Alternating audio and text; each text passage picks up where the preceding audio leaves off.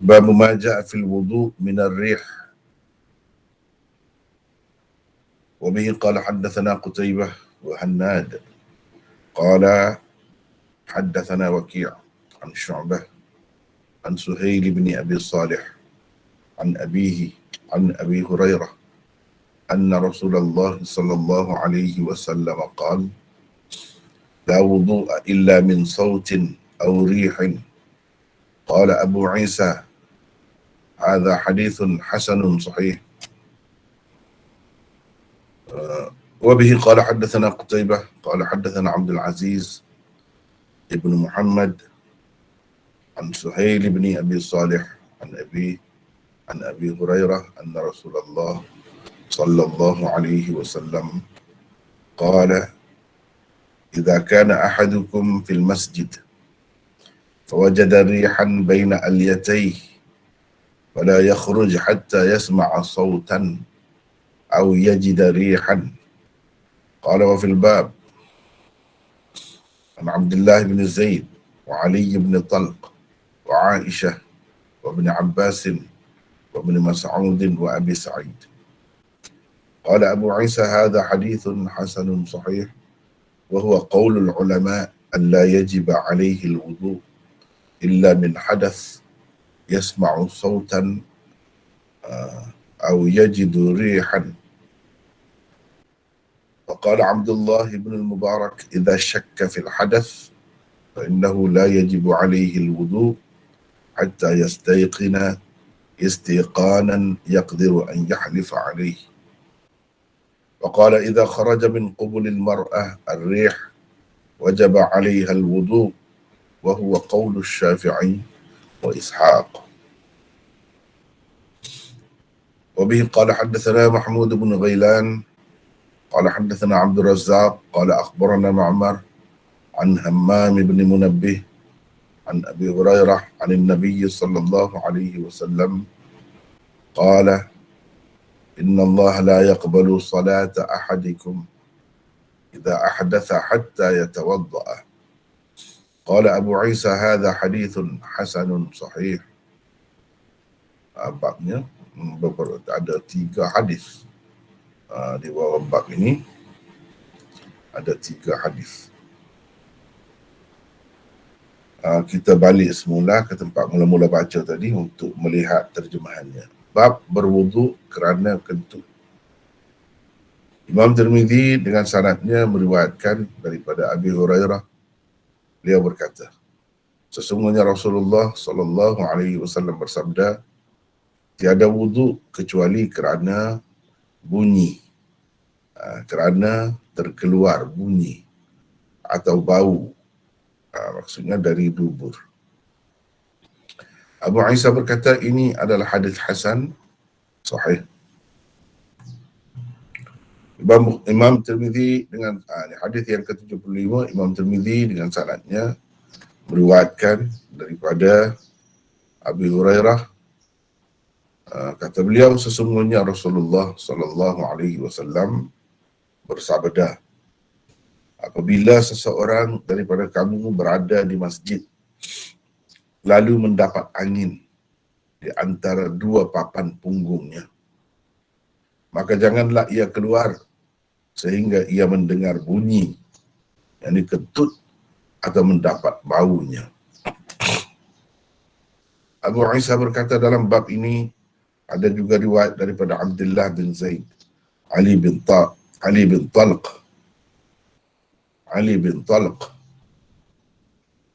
Aisyah ibni Abbas ibni Mas'ud dan Abi Sa'id. Abu Isa berkata lagi ini adalah hadis hasan sahih. Pendapat para ulama ialah seseorang tidak perlu, yakni tidak wajib berwudu sehingga ia berhadas, di mana ia mendengar bunyi atau mendapat bau, yakni kentutnya. Abdullah bin Al-Mubarak berkata, jika seseorang syak sama ada ia berhadas atau tidak, maka tidak perlulah ia berwudu selagi tidak benar-benar yakin, sehingga ia berani bersumpah dengannya. Beliau berkata lagi, jika keluar angin dari kemaluan perempuan, maka ia wajib berwudu. Inilah juga pendapat Syafi'i dan Ishaq. Imam Tirmizi hadis yang ke-76, Imam Tirmizi dengan sanadnya meriwayatkan daripada Abi Hurairah lagi daripada Nabi SAW. Baginda bersabda, sesungguhnya Allah tidak menerima salat seseorang daripada kamu jika berhadas sehingga ia berwudu. Abu Isa berkata ini adalah hadis hasan sahih. Itulah 3 hadis bersama beberapa komentar Imam Tirmizi di bawahnya. Bab yang ke-56 iaitu bab ma ja'a fil wudu minar rih. Bab hadis berkenaan dengan berwudu. Berkenaan dengan berwudu minar rih, kerana angin. Asal maknanya angin. Kita tak panggil angin, kita tak kata angin, kita kata kentut. Kalau keluar daripada dubur itu, maksudnya kentut. Itulah yang dimaksudkan di sini. Keluar angin dari dubur, yakni kentut juga merupakan salah satu perkara yang membatalkan wudu menurut kesepakatan para ulama. Itulah tujuan Imam Tirmizi mengadakan bab ini. Tujuan dia mengadakan bab ini untuk cerita tentang hukum kentut, keluar angin dari dubur. Jadi apa hukumnya? Adakah ia membatalkan wudu atau tidak? Untuk menyatakan ittifaq, kesepakatan para ulama tentang kentut itu membatalkan wudu. Untuk tujuan itulah Imam Tirmizi buat tajuk ini. Jadi kalau nak kiranya kerana angin, jadi angin yang keluar dari tubuh kita ini disebutkan oleh ulama ada 4 macam, 4 jenis, 4 saluran keluar itu. Yang pertama, yang keluar dari dubur. Itu kita panggil kentut. Kentut. Yang kedua, keluar dubur, mana saluran belakang.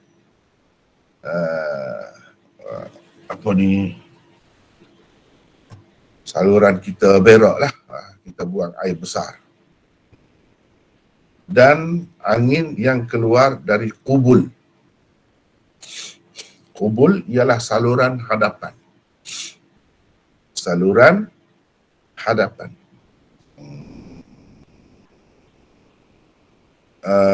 Kalau lelaki daripada zakar maksudnya, kubul itu.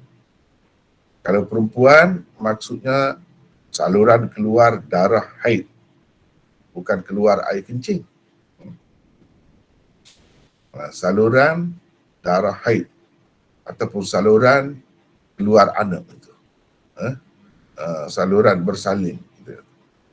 Itu keluar angin dari kubul namanya. Yang ketiga, keluar angin dari perut, yang berpunca dari perut, kita panggil sendawa. Itu pun keluar angin. Dan yang keempat, keluar angin dari kepala, dalam kepala.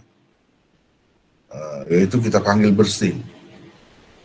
Untas, bersin. Bersin.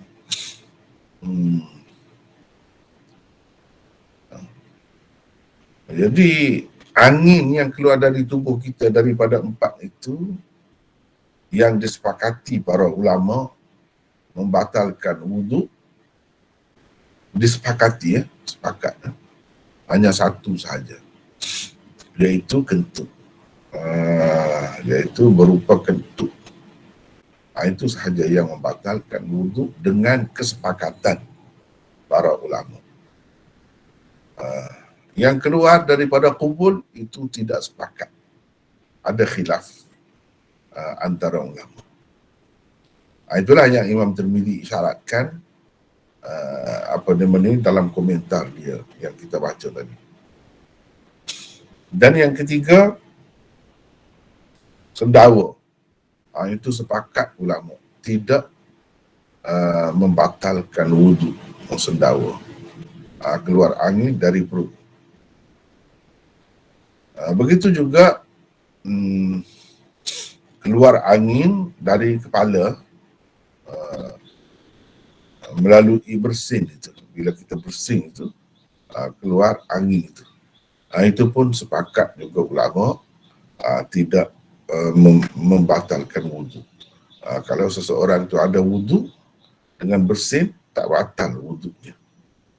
Tak batal wuduknya. Jadi ada 4 macam rih angin yang keluar dari tubuh manusia itu.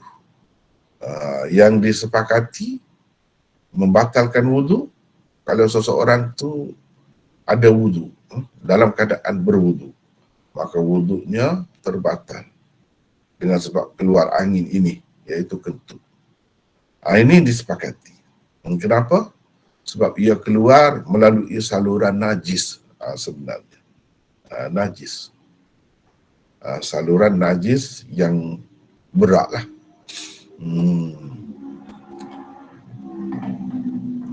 Adapun yang lain-lain itu tidak keluar daripada saluran najis. Tidak. Sebab itu tidak membatalkan wuduk. Kalau seseorang itu tak ada wuduk, tak ada masalah lah. Memang dia tu tak ada wuduk. Ini masalahnya kalau ada wuduk. Jadi sebab kita orang Islam ni, itulah yang berbezanya daripada orang kafir. Suci kita tu, konsep suci kita tu bukan dari segi zahir sahaja. Suci pada ain, pada zahir sahaja, tidak. Tetapi suci pada hukum. Ada juga. Zahirnya nampak suci tapi tak suci. Sebab tidak ada taharah ataupun wuduk, ataupun dalam keadaan berjunub misalnya, itu tidak suci. Dalam keadaan tidak suci. Dalam keadaan kotor. Kotor maknawi. Kotor maknawi. Dari segi zahirnya tak adalah kotor. Tak ada nampak pun kesan kotor tu. Kalau kentut sekalipun tak nampak. Tak nampak. Mungkinlah bau sekejap, lepas tu tak nampak dah, sama seperti biasa dah, seperti tidak ada apa-apa. Gitulah. Kalau kita perhatikan itu dari sudut punca angin itu.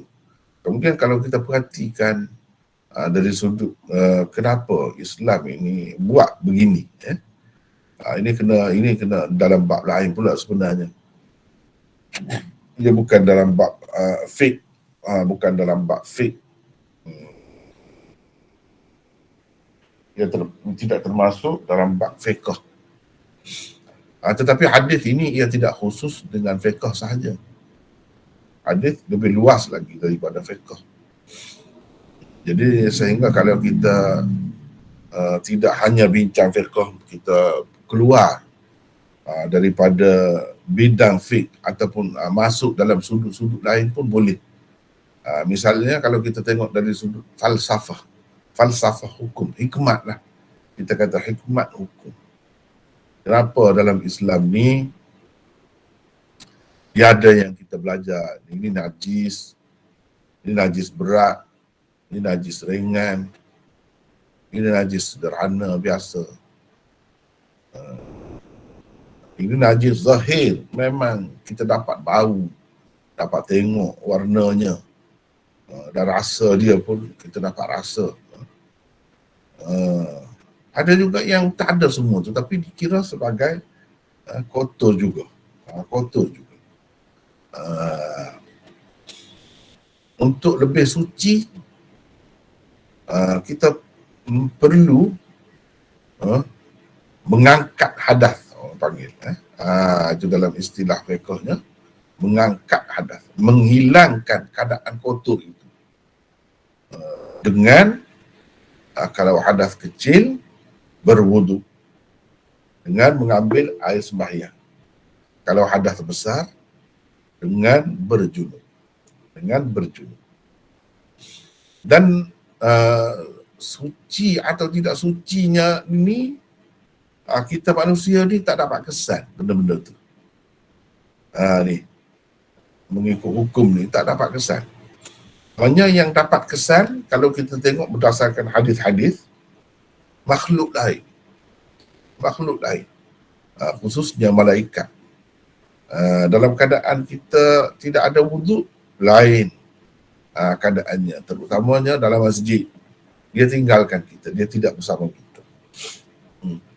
Tapi kalau kita ada wuduk, dia akan bersama kita. Itu malaikat.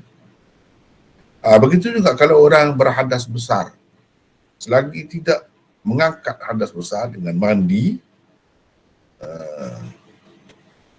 maka malaikat itu khusus itu tidak ada dengan kita. Malaikat khusus itu tidak ada dengan kita. Sehingga kita berwudu. Kalau kita berwudu, dia mari. Jadi makhluk itu yang tahu kita ni suci ke tidak. Itu suci maknawi. Kotor maknawi. Tujuannya ada konsep kotor maknawi ni ataupun kotor dari sudut hukum sahaja. Walaupun dari segi zahirnya tak nampak, tak ada apa. Sebagai kita manusia ni tak nampak lah. Tujuannya ialah untuk mengajar, mendidik jiwa dan fikiran umat Islam supaya mengerti bahawa najis itu, benda kotor itu tidak kotor pada zahir sahaja. Kotor ini boleh jadi kotor pada batin dia, pada batin, pada hakikatnya, pada hukumnya. Itu nak bagi faham tu. Sebab apa? Banyak perkara dalam kehidupan ini, misalnya akidah, dalam akidah syirik. Innamal musyrikuna najasun.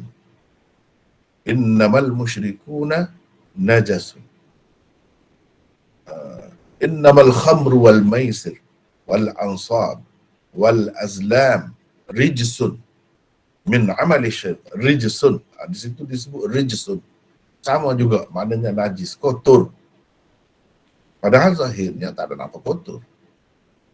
Sesungguhnya apa ni, wahai orang-orang yang beriman, innamal musyrikuna najasun, sesungguhnya orang-orang musyrikun itu najis. Jadi zahirnya tidak najis, tak ada apa zahirnya, bersih, suci zahirnya. Tetapi akidah dia tu najis, fahaman dia tu kotor,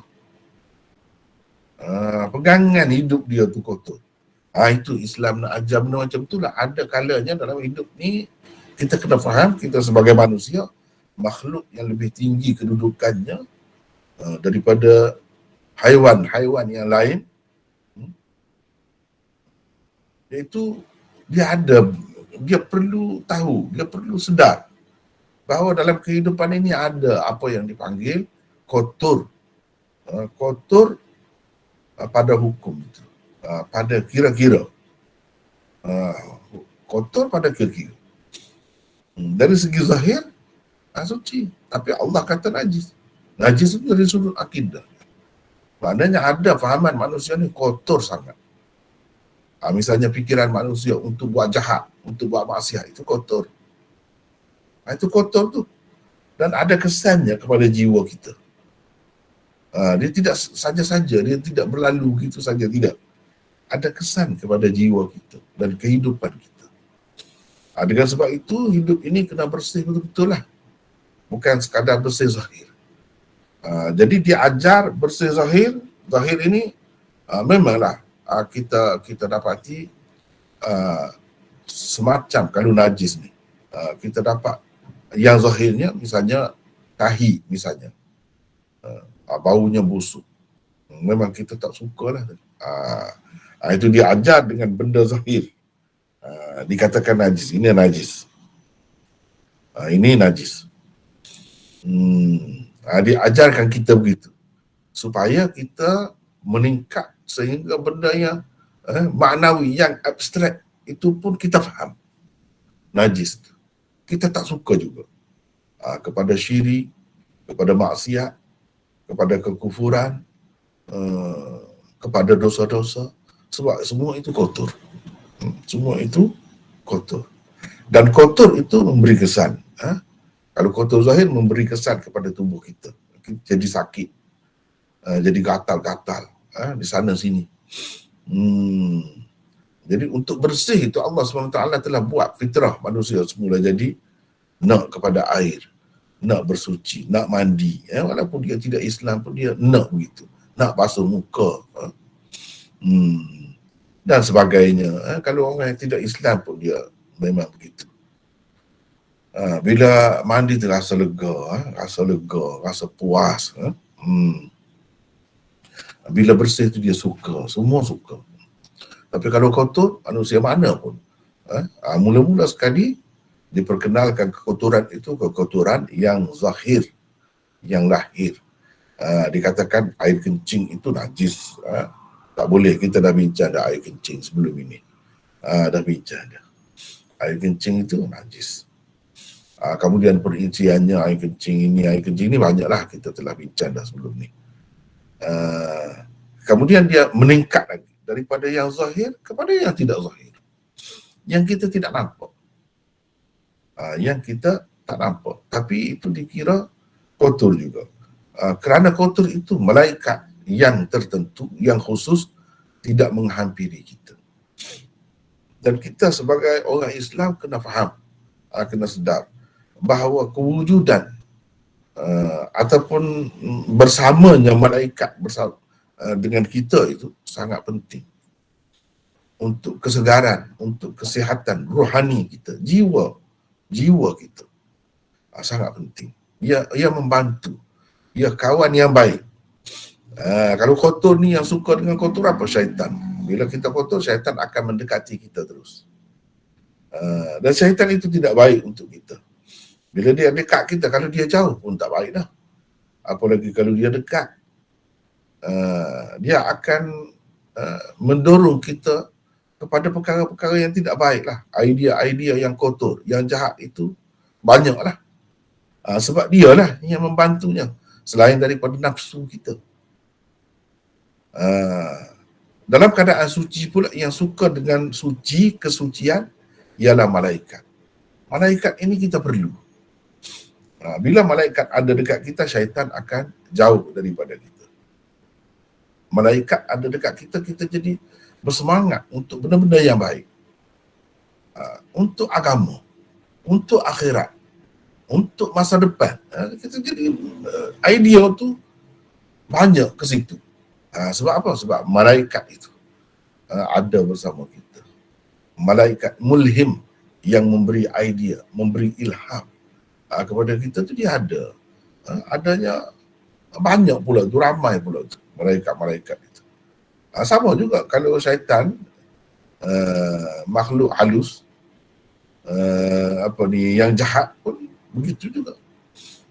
Jadi keadaannya kita lah yang boleh menentukan, yang boleh menyediakan malaikat ke akan datang kepada kita, ataupun syaitan, kita lah yang boleh menyediakan keadaan tu.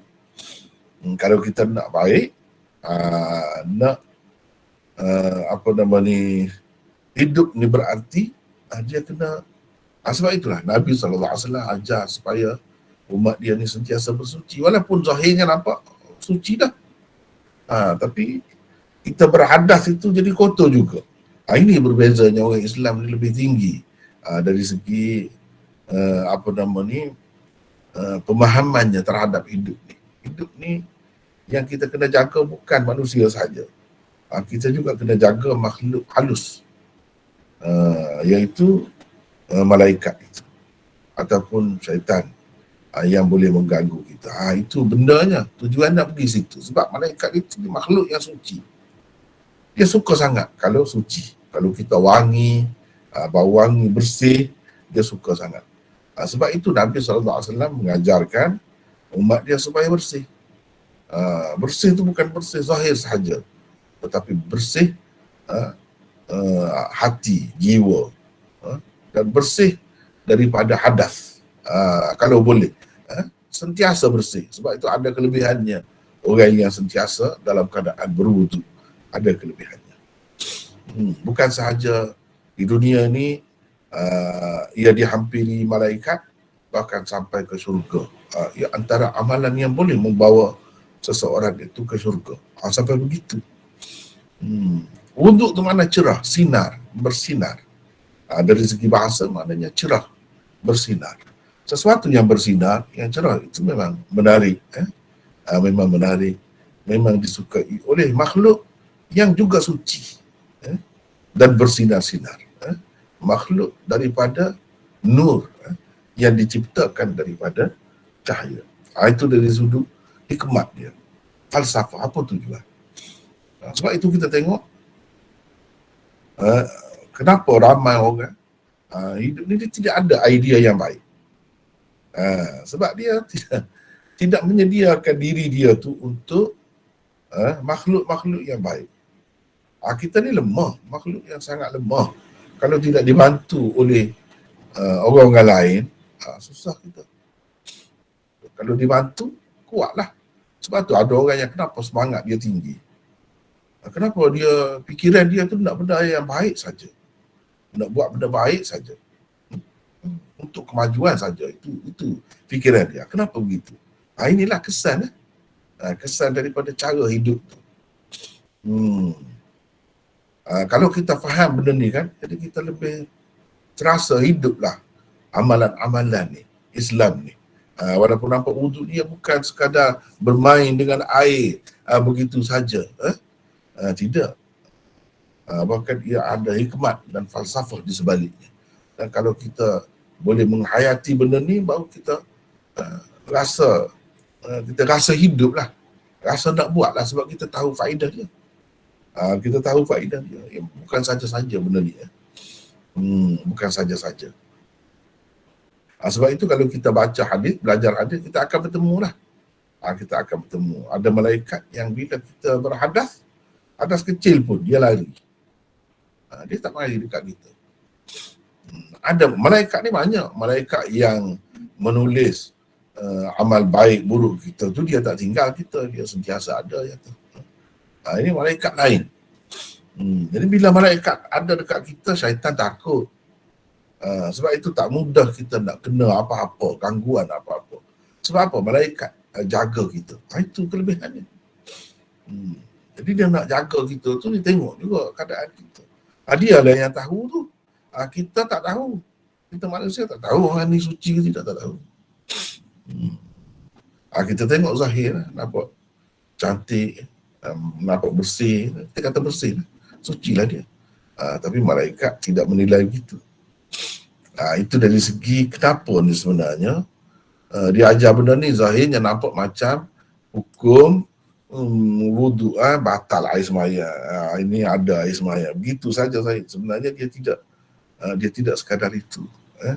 Mana benda yang baik ni ada kalanya boleh terhapus. Itu antara pengajarannya, hikmat dia tu. Kita kena ingat, kita yang suci ni pun boleh jadi tidak suci. Kita yang baik ni pun boleh jadi jahat. Jadi kalau boleh kita berterusanlah dalam keadaan baik dan bersih. Itu pengajaran di sebalik kita berwudu apa semua ni. Tak mahunya kita kepada kekotoran itu, kepada tidak baik itu, sehingga yang tak nampak pun kita mengambil kira, kita pandai menjaganya. Inilah ajaran agama. Kalau kita belajar agama kita nampak dah hebat itu. Agama ni hidup. Bukan sesuatu yang diterima begitu saja turun-temurun tanpa mengetahui apa maksudnya.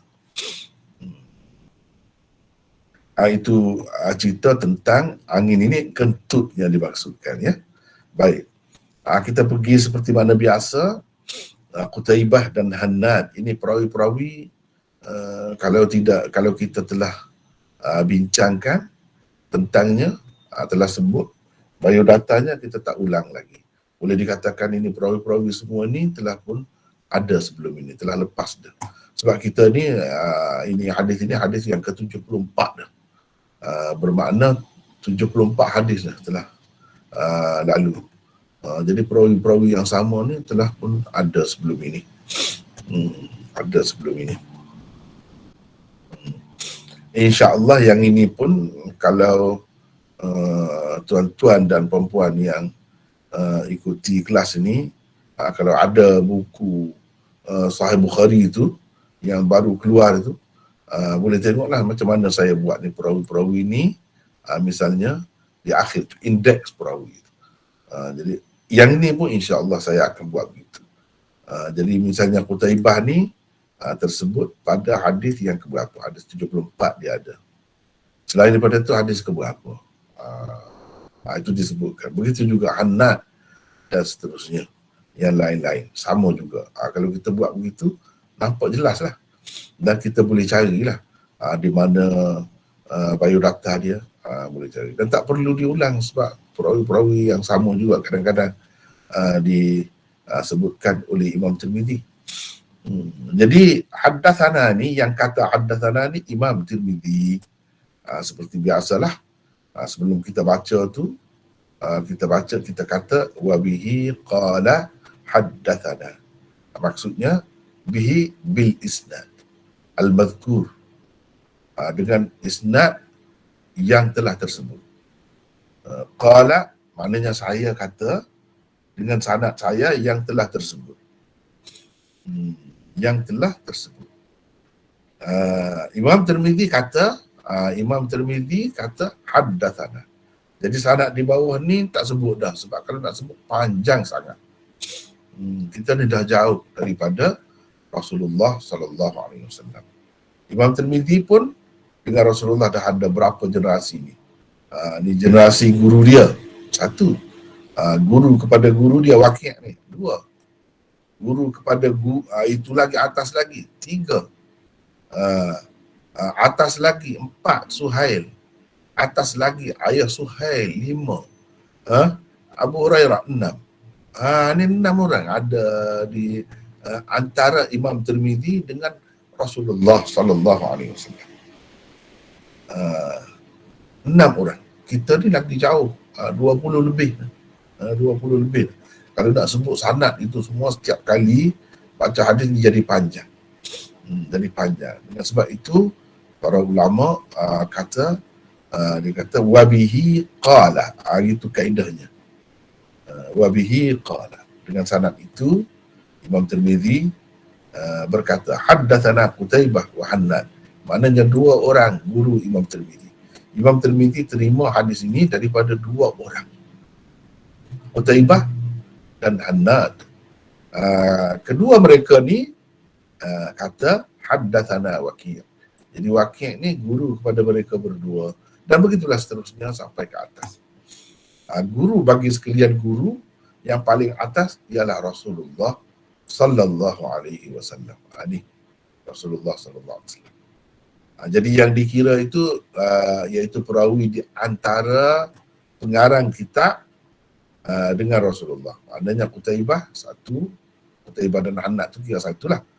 Waqi' dua, Syu'bah tiga, Suhail empat, ayah Suhail Abihi lima, Abi Hurairah enam. Itu dikira enam. Perantara orang yang di tengah di antara perawi pengarang kitab hadis iaitu Imam Tirmizi. Jadi yang selepas nombor 74 itu haddatsana tu, yang kata haddatsana tu Imam Tirmizi lah. Imam Tirmizi. Begitu caranya ya. Begitu caranya. Jadi kalau saya sudah tunjuk dah rasanya. Sebelum ni kan sanad, sebab biasanya ada di permulaan itu, dalam nota ni pun ada di permulaan dia ada sanadnya sampai kepada Imam Tirmizi. Jadi semua hadis-hadis ni dengan sanad itulah. Itulah maksud wabihi, bihi. Dengannya tu. Dengan isnad itulah. Jangan pula kita tak tahu, kita kata wabihi qala apa sebab sebut gitu. Kita kena tahulah. Kalau saya kata wabihi qala tu maksud sanad saya lah. Kalau orang lain kata begitulah. Kalau dia tak ada sanad, dia tak payah katalah wabihi qala. Dia kata qala haddathana. Qala Tirmidzi haddathana Qutaibah wa Hannad. Gitulah. Dia tak boleh kata wabihi lah sebab dia mana ada sanad. Dia tak ada sanad. Dia kena kata qala al-Imam At-Tirmidzi haddathana Qutaibah wa Hannad dan seterusnya. Gitu. Tapi kepada orang yang ada menerima sanad hadis ini, hadis Tirmidzi ini dengan sanad, eloklah dia kata begitu.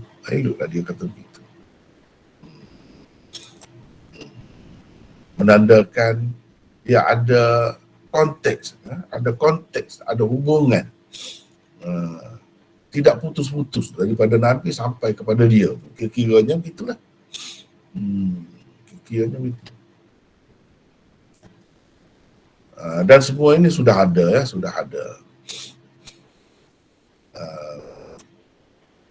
Setakat ini saya tak buat lagi sebab ini masih dalam bentuk nota ya. Kalau tuan-tuan hadirin dan hadirat peserta-peserta sekalian,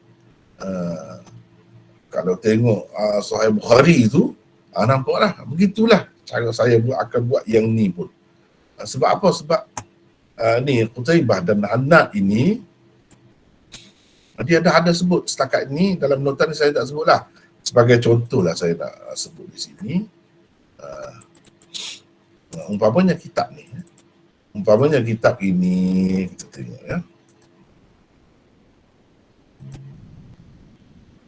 Ni cuba tengok ni di sini.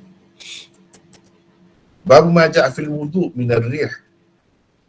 Haddatsana Qutaibah wa Hannad qala haddatsana Waki'. Dan seterusnya. Ada sebut ni, cuba tengok ni. Rijalu hadzal isnad sab'ah. Perawi bagi hadis ini ada 7 semuanya. Mana mengambil kira Imam Tirmidzi lah. Suhail bin Abi Salih. Ini Suhail. Suhail bin Abi Salih Abu Yazid Al-Madani, thiqah. Taghayyara bi akhirih. Dia ni perawi thiqah. Di akhir hayatnya fikiran dia berubah. Fikiran dia berbeza daripada sebelumnya lah. Kalau sebelumnya kuat, kemudiannya itu kurang kuat. Taqaddama, ni cerita dia ni telah pun berlalu pada bab 2 hadis nombor 2. Dia buat gini. Gini kan kita tahulah, sebelum ni kita telah bertemu dengan perawi ni di mana? Bab 2 hadis 2. Abuhu, ayahnya, ayah Suhail Abi Salih, Suhail bin Abi Salih. Ayah dia tu, Abu Salih tu, nama sebenarnya Zakwan As-Samman Az-Zayyat Al-Madani. Fiqh, Sabt. Jadi nombor 3 ni, nombor 6 ni tabaqah. Dia generasi mana? Di kalangan perawi itu, ni generasi mana? Taqaddama fi, biodata dia telah pun maknanya dia ni sudah ada dah nama ini pada bab 2 hadis 2. Wal baqun taqaddamu qariban. Perawi-perawi yang lain itu baru saja kita bertemu sebelum ini. Jadi dia sebut kita ringkas lah. Ni pun ringkas ni. Sebut ringkas. Maknanya mula-mula bertemu tu dengan seseorang perawi tu agak detail lah. Kita boleh tahu tentang perawi tu. Begitu cara dia ya. Begitu caranya. Setengah-setengah kitab itu macam ini, Tuhfatul Ahwazi. Dia kitab ni yang kita tengok sekarang ni sebenarnya macam lanjutan ataupun kalau zaman dulu kan dia ada syarah, dia ada hasyiah, dia ada begitu. Dia ada hamish, dia ada ta'liq, macam-macam lagi. Jadi ini ni macam lanjutan lah, huraian lanjutan bagi kitab ini. Tuhfatul Ahwazi. Ini Tuhfatul Ahwadhi. Kalau dalam ni dia tak ada sebut langsung macam tadilah. Tak ada sebut langsung. Ini cuba kita tengok tadi. Di bab ma ja'a fil wudu' min ar-rih. Cuba tengok. Perawi yang telah disebut dia langsung tinggal dah. Tak sebut dah. Berbeza dengan yang ni. Ni dia agak detail. Tapi yang ni mana kalau kita ada dua ni lagi lengkap lah. Ni kitab namanya Ithafut Talibil Ahwadhi. Ni kitab asal ni Tuhfatul Ahwadhi. Syarah Sunan Tirmidzi. Kedua-duanya sangat baik, sangat bagus. Daripada Abi Hurairah. Ini pun semua kita telah berlalu dah bertemu dah. Beliau berkata, sesungguhnya Rasulullah sallallahu alaihi wasallam bersabda. Maksudnya tiada wudu, la wudu'a, tiada wudu kecuali kerana bunyi atau bau. Nabi SAW dia bercakap ringkas ya. Dia bercakap cukup ringkas. Tapi padat. Padat. Dan dia pun ada kata khairul kalam ma qalla wa dalla. Sebaik-baik ucapan ialah yang sedikit. Tidak banyak cakap. Tetapi penuh dengan arti. Tetapi cukup bernas. Ma qalla wa dalla, ringkas saja. Sebaik-baik ucapan ialah yang sedikit dan penuh makna. Jadi banyaklah yang kita kena kita panggil dalam istilah kitab-kitab ni takdir. Yang kita kena takdir. Kita kena sebutkan. Sebab itu kalau tengok dalam Quran, bahasa Quran macam tu juga. Sebab itulah orang yang menterjemah tu banyak sangat ada dalam kurungan-kurungan itu. Nak menjelaskan lah. Maksud dia kalau tak sebut itu kepada orang yang tak biasa, dia tak jelas lah. Apa ni? Kerana bunyi. Bunyi apa? Terkeluar bunyi. Atau bau. Bau itu maksudnya dari dubur. Dari dubur maksudnya. Ada juga kalau kita kata bau dari mulut, orang yang sendawa tu teruk juga. Kalau musim-musim durian ni teruk juga baunya. Jadi adakah dari mulut? Tidak. Dari dubur yang dimaksudkan di sini. Tapi dia bercakap begitu. Dia bercakap begitu. La wudu'a illa min sautin aw rihin. Mana kalau mengambil kira setakat yang ada itu, tak adalah yang dalam kurungan tu, dalam bracket ni tak ada.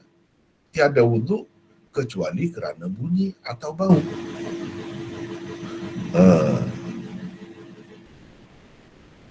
Apa maksudnya? Cuba kita tengok di sini. Maksudnya ialah tiada wudu diwajibkan ke atas seseorang yang telah bersuci dari hadas.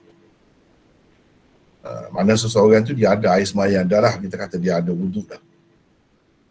Dia ada wudu. Dalam keadaan itu tak ada dah wajib ke atas dia wudu. Kalau nak sembahyang, aku nak ambil air sembahyang lain. Tak ada macam tu. Tak ada wajib. Apa nama ni? Lepas tu kalau dia berwuduk juga, dia dah ada wuduk dah, dia berwuduk juga. Dia tajdid. Boleh, tapi itu tidak wajib. Itu tidak wajib. Nanti saya akan sebut di mana pula ambil wajib tu. Sebab itulah nak baca hadis, nak baca Quran, nak tafsir Quran, nak syarah hadis terutamanya, dia memang kena cukup kuat. Cukup kuat. Strong betul dalam ilmu alat. Baru dia dapat faham dengan betul. Barulah boleh takdir itu buat dalam kurungan, dalam bracket tu, barulah boleh. Kalau tidak, tak boleh. Dia boleh jadi pergi merata lah. Pergi merata lah. Tak tentu hala lah pergi. Mana dia sudah ada wudu, dia nak sembahyang, jadi tak wajib. Tiada wudu. Maknanya wajib. Kalau dia nak wuduk juga, itu tidak wajib. Tajdid, untuk memperbaharui wuduk dia. Sebab ada hadis, wuduk di atas wuduk, itu cahaya. Cahaya di atas cahaya.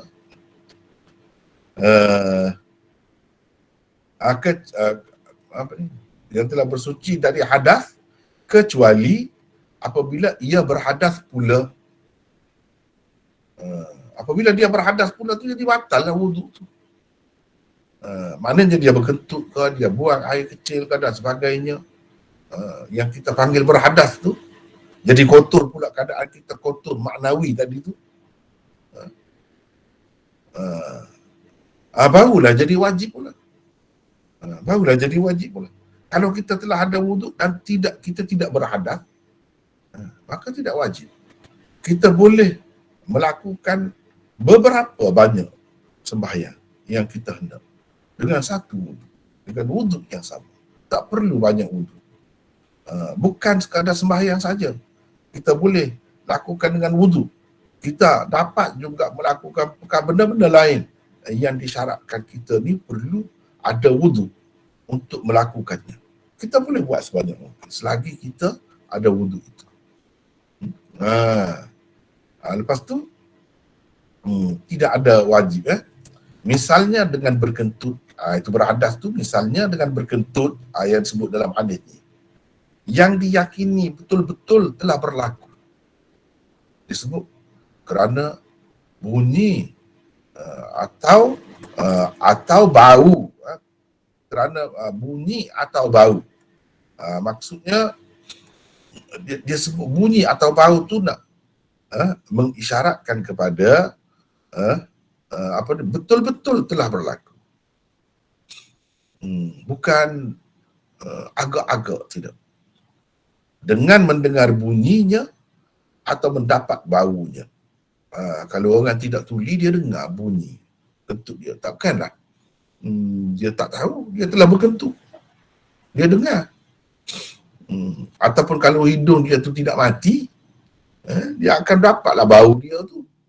Walaupun tidak semua kentut tu berbau, tapi kira-kiranya biasanya kentut itu berbau. Bila bau tu takkan dia tak tahu yang dia telah batal wuduk. Maknanya yakin, itu yakin. Kalau tak bunyi, tak bau pun dia yakin. Dia yakin bahawa telah berhadas, maka batallah wuduk. Untuk melakukan benda-benda ataupun ibadat-ibadat yang diperlukan suci itu, dia kena bersuci lah, wajib lah bersuci.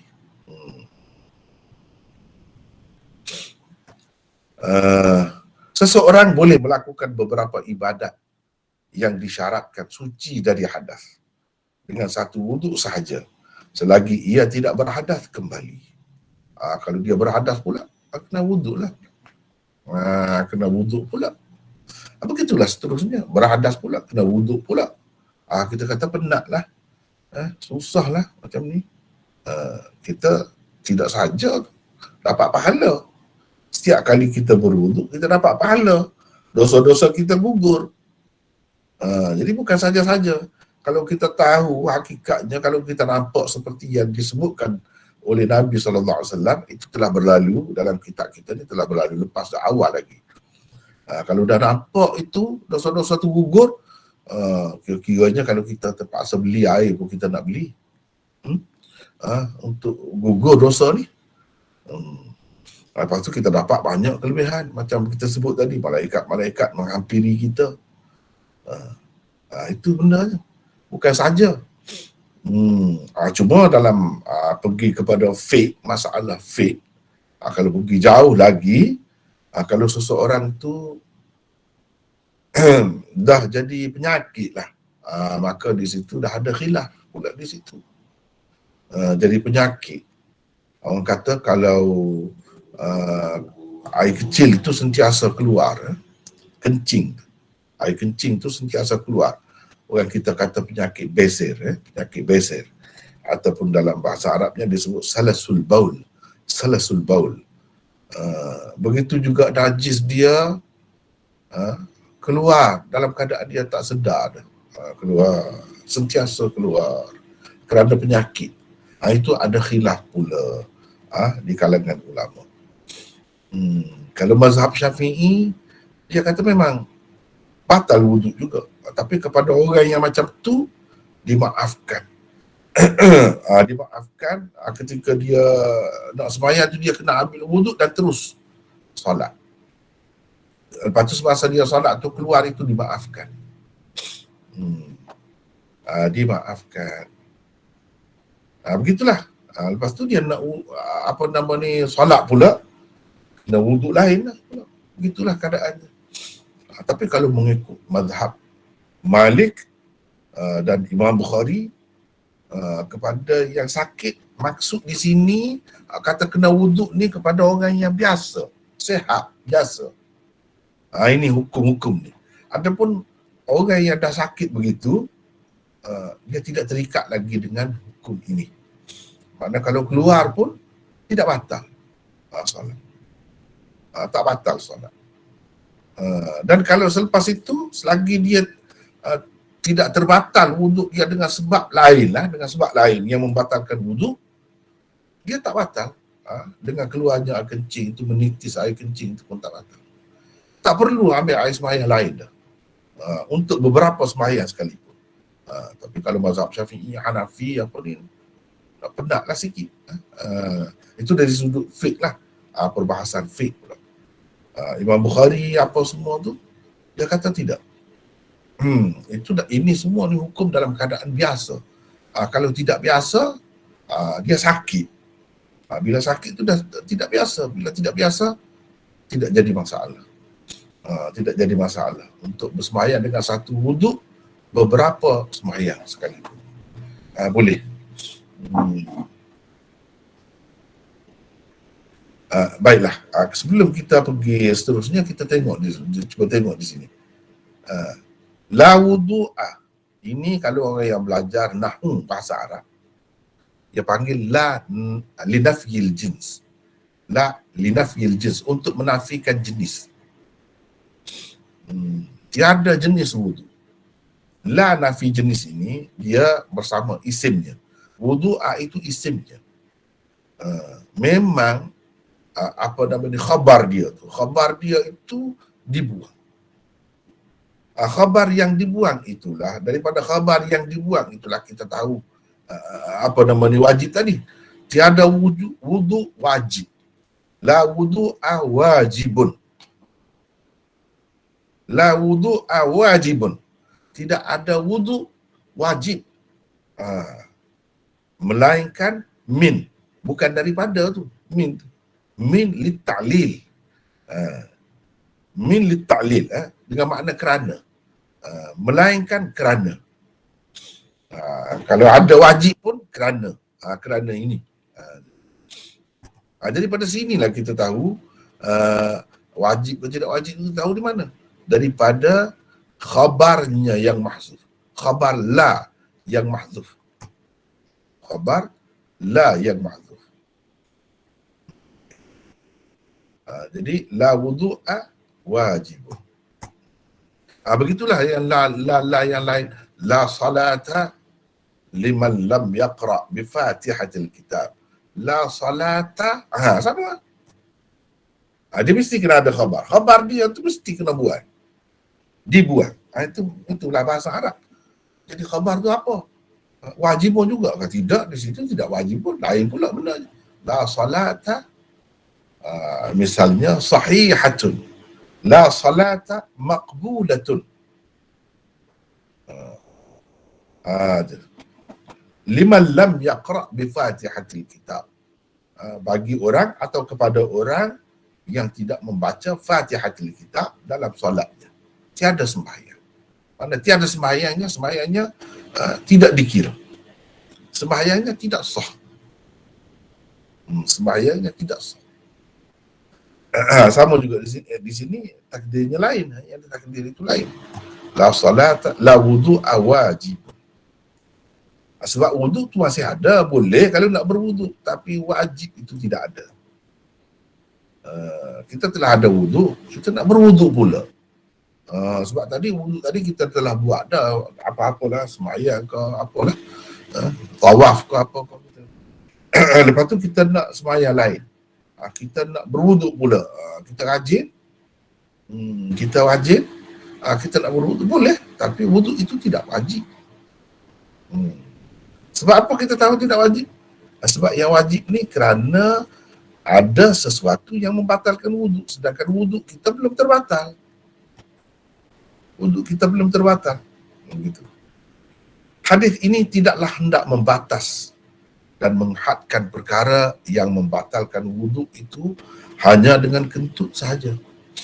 Jadi seolah-olahnya yang kena wuduk ni, yang wajib berwuduk ni kerana kentut saja seolah-olahnya kalau kita tengok hadis ni. Adakah begitu? Sedangkan yang kita tahu banyak perkara lagi yang membatalkan wuduk.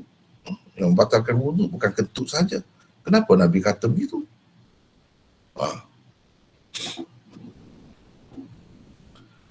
Terdapat banyak lagi perkara yang membatalkan wuduk. Disebutkan kentut sahaja kerana itulah yang ditanyakan kepada Rasulullah sallallahu alaihi wasallam.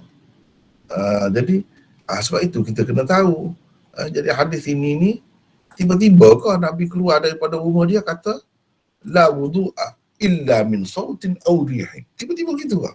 Tidak, dia ada latar belakang dia. Sebab itu untuk nak memahami hadis, kita perlu mengetahui sebab wurudnya, sababul wurud. Kalau Quran nak faham makna dia banyak juga bergantung kepada sebab nuzul dia. Apa latar belakang bagi turunnya sesuatu ayat itu? Adakah ayat itu turun begitu saja, turun tanpa sebab, tanpa ada apa-apa peristiwa berlaku? Atau ada? Kalau tak ada pun tak apalah. Kalau itu yang kita kena tahu, bukan semuanya ada. Jadi macam di sini, kenapa Nabi kata begini? Ini berkait dengan peristiwa tertentu khusus. Bukan Nabi cerita ni untuk semua keadaan, untuk semua orang, tidak. Sebab orang yang bertanya ni, ini masalah dia. Jadi Nabi SAW kata la wudu'a illa min sautin aw rihin. Orang yang bertanya pula dalam keraguan, yakni syak, sama ada dia telah benar-benar berkentut atau tidak. Jadi dia tanya Nabi, bagaimana? Jadi saya ni saya tak pasti saya berkentut ke tidak. Jadi kira macam mana? Itulah Nabi kata tu. Berkait dengan kentut. Dia tak pasti. Dia ragu. Dia ragu. Sedangkan sebelum itu dia ada wuduk. Nabi SAW kata la wudu'a illa min sautin aw rihin. Dia ada wuduk melainkan kerana keluar bunyi kentut itu. Maksudnya kalau kamu kata kamu berkentut, bunyi. Dengan keluar bunyi itu tentu kamu yakin. Ni kamu tak yakin tu mana tak ada benda tu lah agaknya. Tak ada dua perkara tu lah agaknya yang kamu tak yakin tu. Atau kamu jenis pelupa ke macam mana ke?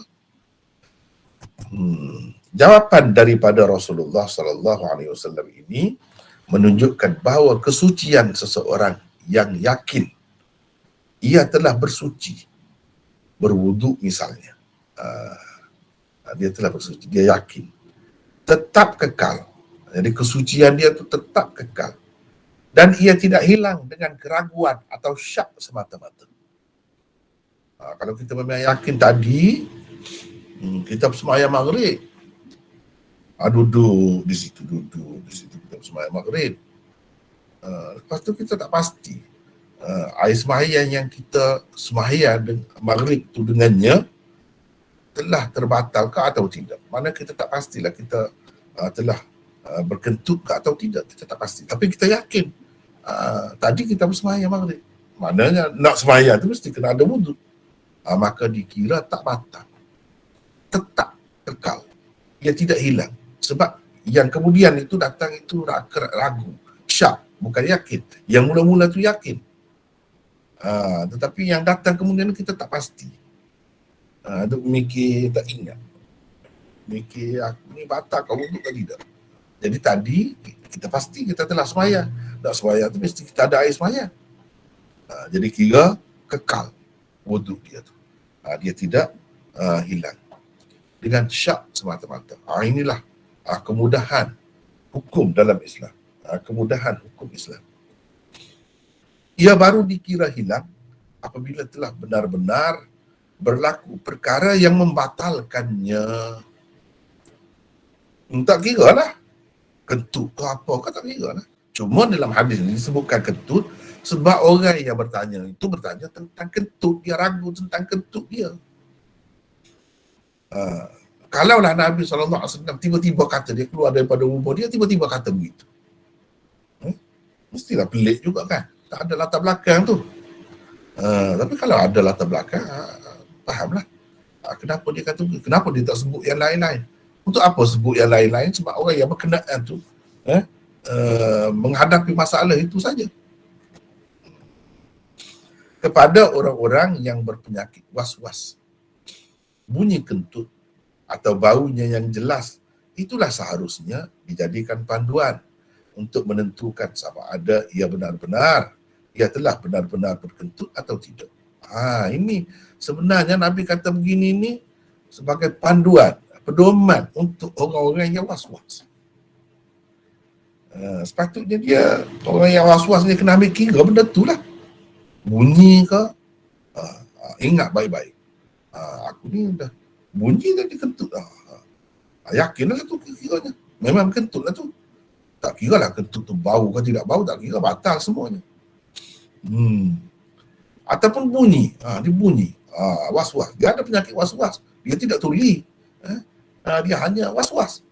Jadi orang yang was-was itu boleh mengatasi penyakitnya itu dengan panduan yang diberikan oleh Rasulullah SAW ini.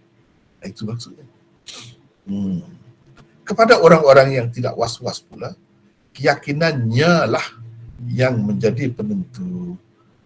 Orang yang tidak was-was tak perlu ada bunyi, tak perlu ada bau, dia yakin, keyakinan.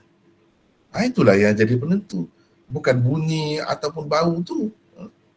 Bunyi ataupun bau yang disebutkan itu Rasulullah sebut sebagai panduan kepada orang yang bermasalah saja, yang was-was. Tapi kalau orang itu tidak was-was, dia cukup yakin bahawa dia telah berkentut, jelaslah, batal lah air semaya dia. Tidak nanti kentut, apa-apa yang lain-lain lagi, dia pergi buang air besar ke, dia buang air kecil ke, dia yakin, jelaslah, batal. Tidak khusus dengan kentut saja. Jika ia yakin telah berkentut, berarti telah terbatallah wuduknya dengan yakin. Tidak kira sama ada kentutnya berbunyi ataupun tidak, dan berbau ataupun tidak, tak kira.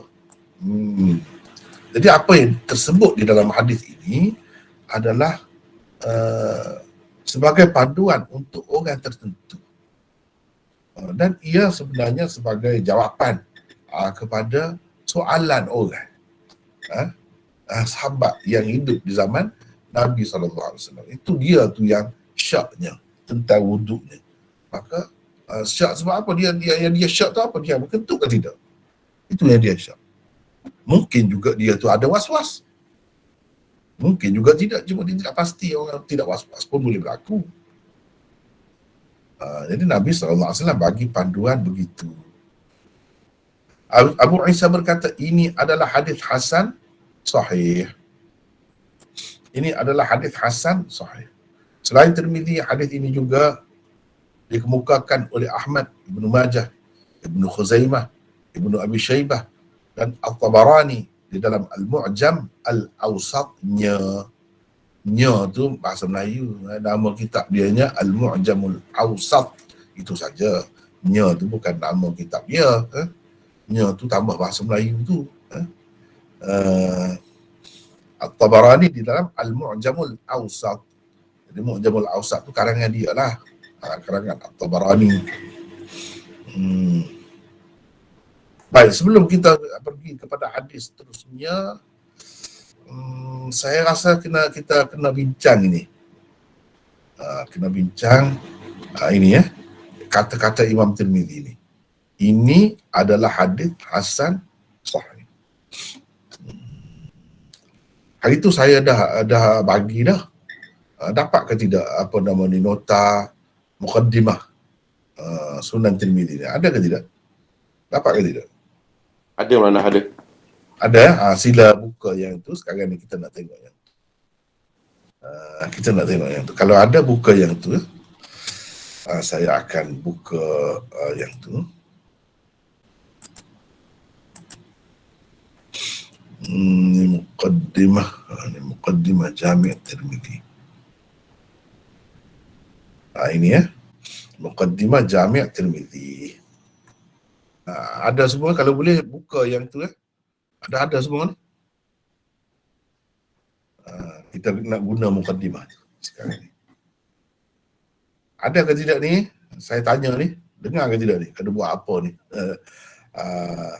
Inilah masalah online ni kan. Ada kelebihan? Ada. InsyaAllah. Takut-takut duduk baring apa ni, terlena. Ini masalahnya kan.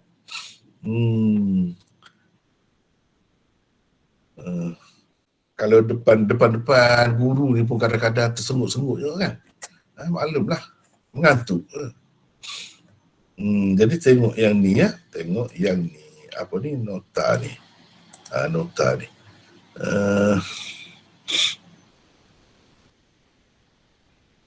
Ini terlebih dahulu kita tengok sini. Yang ketiga, ini termasuk dalam keistimewaan keistimewaan Jami' Tirmizi atau Sunan Tirmizi. Antara faktor yang menjadikan Jami' Tirmizi atau Sunan Tirmizi sangat istimewa bagi beliau, jadi bagi Syekh Abdul Aziz ni, ialah satu, susunan di dalam kitab ini sangat elok dan hadis-hadisnya tidak berulang-ulang. Itu antara keistimewaannya.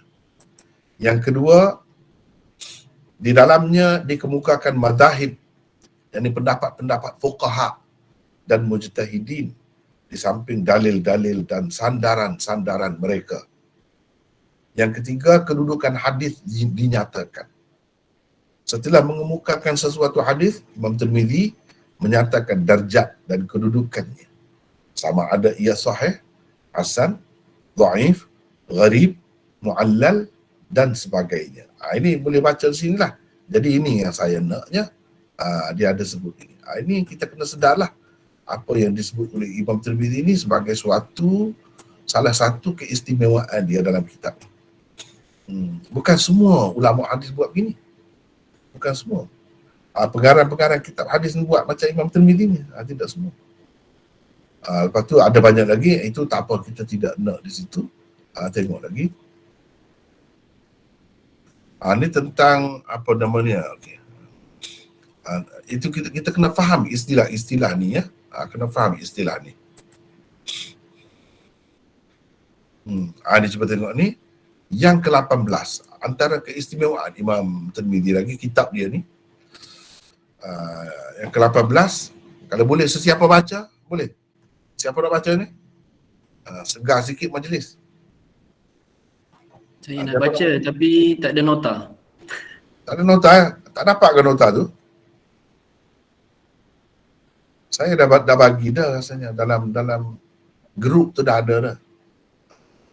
Tak print. Ada mana cuma lebih banyak link, jadi mungkin tak perasan. Ada.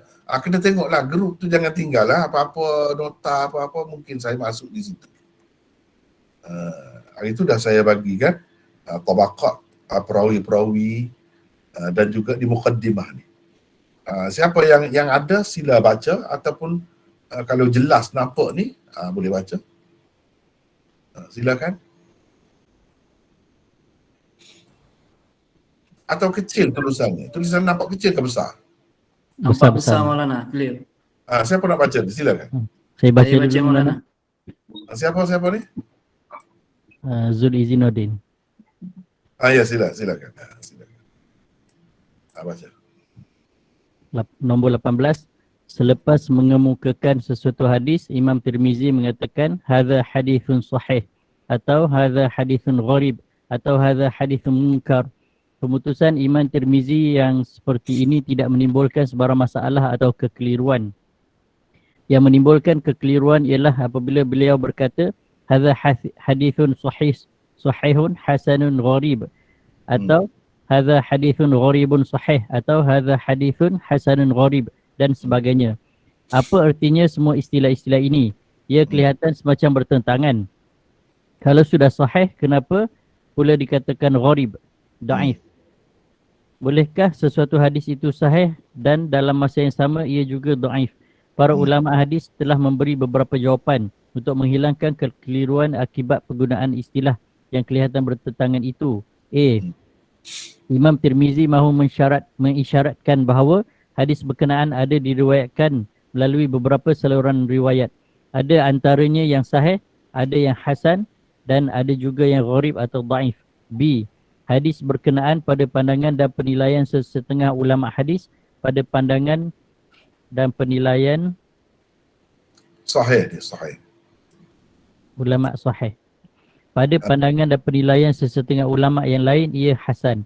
Sementara pada hadis berkenaan pada pandangan dan penilaian sesetengah ulama sahih. Sahih. Pada pandangan seteruskan.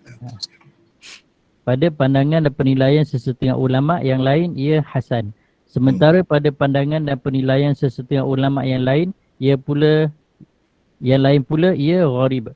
Artinya ialah para ulama hadis berbeza pendapat tentang taraf dan kedudukannya sesuai dengan syarat dan iltizam masing-masing. C. Imam Tirmizi mengatakan beliau begitu bukan hanya untuk hadis yang dikemukakan beliau sahaja. Salah satu daripada hukum yang diberikan itu memang sesuai untuk hadis yang dikemukakan beliau.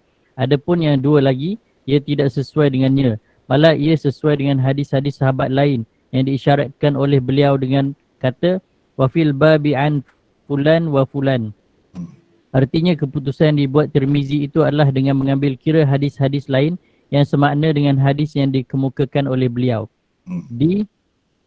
Menurut Hafiz Al-Iraqi, kata-kata Tirmizi hadza hadithun hasan gharib misalnya bererti bagi beliau sifat hadis hasan pada hadis yang dikemukakan adalah lebih kuat daripada sifat hadis gharib atau da'if. Apabila Imam Tirmizi menyebutkan hasan sebelum gharib, itu bererti sifat hasanlah yang lebih kuat padanya. Tetapi jika gharib pula disebut dahulu, maka itu bererti sifat ghariblah yang lebih kuat padanya. Antara hadis yang boleh diterapkan kaedah yang dikemukakan oleh Hafiz Al-Iraqi ini ialah hadis marfu' yang diriwayatkan oleh Ibnu Umar di bawah. Babu ma ja'a fil arba'in qabla al-'asr. Berikut ialah hadisnya. Wa bihi qala haddatsana Yahya bin Musa wa Mahmud bin Ghailani wa Ahmad bin Ibrahim ad-Darul Mahmud bin Ghailana wa Ahmad bin Ibrahim ad-Dawraqi wa ghairu Dawraqi wa ghairu wahidin qalu haddatsana Abu Dawud At-Tayalisi haddatsana Muhammad bin Muslim qala haddatsana Muhammad bin Muslim bin Mihran sami'a jaddadu annahu. Kalau sebelum saya kena sebut annahu sami'a jaddadu an jaddahu an Ibnu Umar an Ibni Umar anna Nabi sallallahu alaihi wasallam qala rahimallahu imra'an sallu qabla al-'asri qabla al-'asri arba'an. Qala Abu Isa hadza hadithun gharib hasan. Ya. Maksudnya semoga Allah merahmati orang yang bersembahyang sunat 4 rakaat sebelum bersembahyang asar.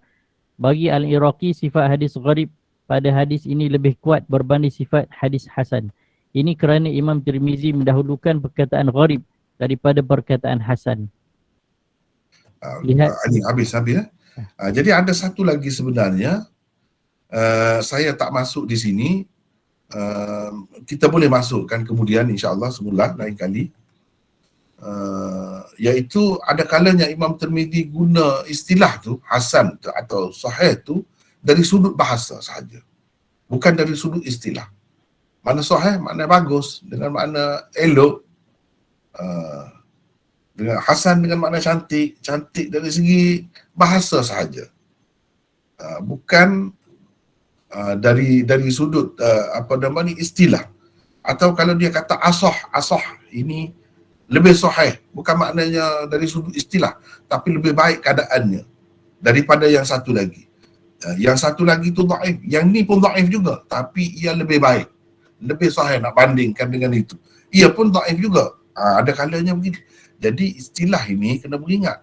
Dari satu segi nampak mudah, macam Imam Tirmizi bagi free lah kepada kita. Dia bagi hukum. Kita pun dapat tahulah. Kira-kira aja Imam Tirmizi ini dah menetapkan hukum untuk hadis ini. Hadis ini sahih, hadis ini hasan. Kita ingat begitu. Padahal jangan, banyak tempat boleh mengelirukan. Jangan pakai secara umum gitu. Kalau kita kata dia sebut satu saja, hadha hadithun sahih, boleh tahan, tak apa. Yang itu tak jadi masalah. Tapi kalau ada 2-3 macam ni, ni kena berhati-hati. Kena berhati-hati. Dan kita kena pastikan apa maksud dia kata begitu di situ. Sebab dia boleh jadi termasuk dalam beberapa keadaan ini. Termasuk beberapa keadaan yang kita sebut ini. A, B, C, D ni. A, B, C, D, E. Ada satu lagi. Iaitu dia guna hanya dari sudut bahasa saja. Bukan dari sudut istilah. Hasan bukan dengan makna hasan istilahi. Tapi hasan dengan makna cantik. Elok. Begitulah. Mungkin dari sudut kandungan dia ke elok. Begitu. Imam Tirmizi sebenarnya bila dia buat begini, mengisyaratkan bahawa hadis berkenaan ada diriwayatkan melalui beberapa saluran. Ada antaranya yang sahih, ada yang hasan, dan ada juga yang gharib atau dhaif. Itu dia. Apabila dia kata hadza hadithun sahihun hasanun gharib, maknanya hadis ini ada saluran sanadnya yang sahih, ada yang hasan, dan ada juga yang gharib. Itu maksudnya. Bukan hadis yang sama itu sahih dan hadis yang sama juga dhaif, tidak. Gharib itu makna dhaif, bukan. Kadang-kadang dia pakai pula gharib ni bukan dengan makna dhaif. Bukan dengan makna dhaif. Itu benda yang kita kena perhati. Itu sebab kitab ini kena belajar juga, tak boleh baca sendiri. Tak boleh baca. Kalau kita boleh baca sendiri, boleh rujuk kepada kitab-kitab syarah hadis, okey, tak apa.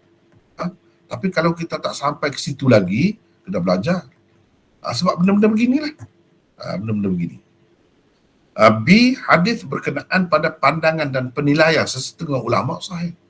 Sebab itu dia kata hadza hadithun hasanun sahihun gharibun. Jadi mengikut pandangan ulama yang berbeza-beza. Orang ni kata hadis ini sahih menurut penilaian dia. Sementara pada pandangan dan penilaian sesetengah ulama yang lain pula ia gharib. Artinya ialah para ulama hadis berbeza pendapat tentang taraf dan kedudukannya sesuai dengan syarat dan iltizam masing-masing. Jadi kenapa kita kata orang ni kata sahih, orang ni kata dhaif? Sebab bagi dia syarat dia berat. Syarat dia berat. Yang orang ni kata sahih tu bagi dia masih dhaif lagi. Dia boleh jadi begitu. Yang orang ni kata, misalnya hakim kata sanad an Amr bin Shu'aib an abihi an jaddi. Hakim kata hadis itu sahih. Hakim kata sahih. Tapi ramai ulama kata hadis itu tidak sahih. Dia hasan, paling tinggi pun hasan. Tetapi ada juga ulama yang mengatakan hadis itu dia bukan hasan, bukan sahih, bukan dhaif. Kalau ada dalam sanad itu an Amr bin Shu'aib an abihi an jaddi, bagi Yahya bin Sa'id Al-Qattan hadis itu dhaif. Jadi mengikut penilaian masing-masing. Bila Imam Tirmizi kata berbeza-beza begitu, hadza hadithun hasan sahihun hasanun gharib, ataupun macam-macam dia atur tu tidak sama, nak cerita perbezaan pendapat ulama, penilaian ulama terhadap hadis itu. Hadis yang sama, sanad yang sama. Adapun yang pertama tadi, dia sanad lain, dia isyarat kepada sanad yang berbeza-beza. Jadi yang dia kemukakan itu bertaraf hasan misalnya. Dia isyarat, dia nak cerita ada lagi saluran lain yang lebih tinggi lagi daripada yang dia kemukakan itu. Bertaraf sahih. Ada juga yang dhaif. Dia itu kelebihan Imam tadi dia sebut. Jadi kita kena carilah. Kita kena buat kerja rumah lah. Kena cari yang dia kata dhaif itu yang mana. Kena carilah. Yang dia kata sahih itu yang mana. Kalau yang dikemukakannya hanya yang hasan. Jadi yang sahih itu yang mana? Kena cari. Kalau kita pandai membuat rujukan sendiri, senanglah. Senang. Kita boleh cari semua. Si Imam Tirmizi mengatakan begitu bukan hanya untuk hadis yang dikemukakan beliau saja. Jadi kita kena ingat yang dia kata hadza hadithun gharibun sahih, atau kalau kita kata tiga lah, yang dia sebut tiga begini, hadza hadithun hasanun gharib, kalau dia sebut begini, kena ingat yang dia kata sahih ni boleh jadi hadis yang dikemukakannya. Yang dikatakan hasan bukan hadis tu tidak hasan, memang sahih dah. Yang dikatakan hasan ialah salah satu daripada hadis yang dikemukakan di dalam riwayat fil bab itu. Wa fil bab an fulan. Jadi hadis daripada Abu Bakar, hadis daripada Abu Hurairah, hadis daripada Anas misalnya, yang itu, yang dia isyaratkan itu. Jadi yang dua lagi ini berkait dengan yang dia isyaratkan dalam fil bab itu. Yang dia kemukakan hanya satu. Itu sahih. Atau mungkin yang dia kemukakan itu hasan. Mungkin. Jadi yang sahih dan gharib itu ada pada yang baki lagi. Ini satu cara lah. Cara Imam Tirmizi tu. Di sini. Adapun dua lagi, ia tidak sesuai dengannya. Malah ia sesuai dengan hadis-hadis sahabat lain. Kan? Wa fil bab an Anas wa Abi Hurairah wa Aisyah dan seterusnya. Itu orang panggil hadis-hadis fil bab. Hadisnya Imam Tirmizi tak kemukakan, dia hanya isyaratkan sahabat sahaja. Sahabat-sahabat yang meriwayatkan hadis yang lebih kurang sama dengan hadis berhubung dengan sesuatu perkara. Artinya keputusan yang dibuat Tirmizi itu adalah dengan mengambil kira hadis-hadis lain yang semakna dengan hadis yang dikemukakan oleh beliau. Hadis yang kita baca tadi, Hafiz Iraqi kata, kalau Imam Tirmizi kata hadza hadithun hasanun gharib, maknanya bagi beliau sifat hadis hasan pada hadis yang dikemukakan adalah lebih kuat daripada sifat hadis dhaif. Kalau dia sebut hasan dahulu. Tapi kalau dia sebut gharib dahulu sebelum hasan, bermakna sifat hadis gharib itu lebih kuat pada hadis itu berbanding hadis hasan. Gitu kaedah dia. Begitu kaedahnya. Dan satu lagi di sini kena tambah ni di sini, iaitu Imam Tirmizi gunakan sahih atau hasan atau gharib dengan makna lughawi, dengan makna bahasa saja, bukan makna istilah. Begitu juga apa dia kata hadza asahhu min dzalik, hadis ini lebih sahih daripada yang itu. Yang itu tu dhaif, bukan bermakna sahih. Yang ni pun sahih juga, tapi dia lebih baik. Lebih baik daripada yang itu. Seperti dalam hospital lah, dalam ward apa nama ni, pesakit lah, doktor pakar mari tanya doktor di bawah dia dia kata yang ni macam mana. Jadi doktor tu kata yang ni lebih baik, lebih sihat daripada yang tu. Lebih sihat, asah lebih sihat. Bukan makna lebih sihat makna yang sahih dah. Dia pun sakit sebab tu duduk dalam ward lagi. Kalau dah sihat, keluarlah. Daripada ward ni masih lagi dalam ward. Sebab tu dia kata, yang ni lebih sihat daripada yang tu. Yang tu, pada kedua-duanya sakit sebenarnya. Jadi yang dikatakan sahih itu nisbah kepada yang satu lagi. Kadang-kadang Imam Tirmizi guna begitu. Ini kena beringat. Dari satu segi nampak mudah. Tapi tidak semudah itu setiap tempat, tidak semudah itu. Dengan sebab itu kita kena sebelum baca kitab Tirmizi ni, jangan lupa baca. Kena baca muqaddimah dia ni. Ini yang saya buat ni ringkas, ada berapa muka surat, 33 muka surat saja. Tetapi kalau Tuhfatul Ahwazi ni dia satu jilid, muqaddimah saja, satu jilid. Beratus muka surat. Maknanya kita kena baca muqaddimah itu. Orang panggil muqaddimah kitab. Muqaddimah kitab. Muqaddimah kitab itu untuk nak memahami kitab tu kena baca tu. Seperti muqaddimah Ibnu Khaldun misalnya. Kalau dalam bab sejarah dan ilmu kemasyarakatan, nak faham sejarah yang dia tulis itu kena baca muqaddimah. Barulah dapat faham dengan baik. Seperti muqaddimah Ibnu Salah. Itu muqaddimah ilmu, muqaddimah ilmu hadis. Nak faham ilmu hadis baca muqaddimah itu. Ini muqaddimah kitab. Untuk nak faham istilah Imam Tirmizi ataupun cara dia, gaya bahasa dia, keistimewaan dia, nak tahu semua tu kena baca muqaddimah. Sebab itu muqaddimah itu penting, saya bagilah. Dan saya harap yang tak dapat lagi tu ambillah, ada di situ insya-Allah dalam grup tu. Okey, baik, kita balik semula kepada kitab asal. Ini kitab asal. Jadi rasanya setakat itulah dulu kita rehat sekejap ya. Hadis yang ke-75 ni nantilah akan datang insya-Allah. Panjang lagi ceritanya. Boleh kita tambah-tambah lagi perbincangan tentang perkara yang sama, tentang kentut ni, tentang kentut. Jadi sehari ni setakat itulah dulu untuk kitab Sunan Tirmizi ini, dan kita rehat sekejap ya. Kita rehat sekejap. Baik, Maulana. Begitu dulu lah. Wallahu a'lam. Assalamualaikum. Waalaikumsalam.